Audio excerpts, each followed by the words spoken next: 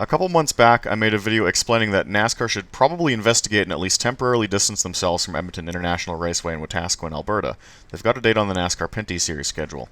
Immediately after the video went live, I also contacted NASCAR directly about this issue. This was not something I did for my own personal entertainment or for ad revenue. NASCAR's own rules package for its weekly series has an actions detrimental to stock car racing rule, just like the big leagues do. This is a catch-all rule for inappropriate conduct at a family-friendly venue. I accidentally discovered that a late model driver was taking penis pictures on the front stretch of Edmonton Raceway in the middle of the day. His online account also referenced age play and consent non-consent. It's an extremely bad look and not the kind of person you'd want at a family-friendly venue. If your kid's soccer coach is caught doing this, you'd be looking for a new soccer coach and you'd probably be sending an email or two. The series I compete in also did a background check on another competitor at Edmonton Raceway who was interested in racing with us. The series I race in is actually registered with the government of Alberta, so stuff like this is possible. It's one of the reasons I enjoy racing with them. They discovered he had been reported to the RCMP for sending explicit photos and videos of himself to a female racer who was uninterested. From what I understand, no charges were laid. He was just told to keep his distance from the girl. Our series organizer has the file number. In my video, I questioned how stuff like this was allowed to happen at the racetrack in broad daylight, and how these drivers had not been suspended yet, despite these incidents being openly talked about among drivers. Not only was this a clear violation of the actions detrimental rule, according to NASCAR's other rules, simply uttering a racial slur or getting into some kind of argument with officials is prohibited. Taking nudes on the front stretch and sending masturbation vids to other drivers, I think we can agree is significantly worse and grounds for a suspension or two.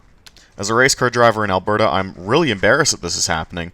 This is not something I condone, and I made it pretty clear that NASCAR should probably investigate to determine the full extent of this problem, who knew what, and when. The longer you hide this stuff, the uglier it can get, even for bystanders who know about it and don't say anything. I don't think any of these statements are unreasonable or untrue, especially because we were able to confirm that the stuff's real. Edmonton Raceway responded by threatening to sue me for defamation. They have immediately jumped to the conclusion that I accused them of operating a child porn ring, which I did not. I made it extremely clear that NASCAR should just merely investigate the inappropriate conduct at an all-ages sporting venue because they should. They have twisted my words around and said that me merely asking NASCAR to investigate, period, is defamatory. This is not how defamation even works. NASCAR frequently investigates their member tracks for all sorts of random issues. Some incidents concern the actual on-track product, some don't. Defamation requires me to have told some sort of extremely egregious lie. Where is the lie in me saying, hey, NASCAR should probably investigate the dudes taking penis pictures at the racetrack? Also, here are the penis pictures. Also, here's the RCMP file number. I'm not going to post this publicly, but we have it if you want it. They have also demanded I humiliate myself and destroy my reputation, asking me to sign on to YouTube, apologize, and admit I made the whole thing up for attention. I cannot do that. The RCMP file number is real. The pictures I discovered are real. This is extremely disgusting behavior from a NASCAR member track. Do not solve the penis picture problem, threaten to sue the guy for talking about the penis picture problem.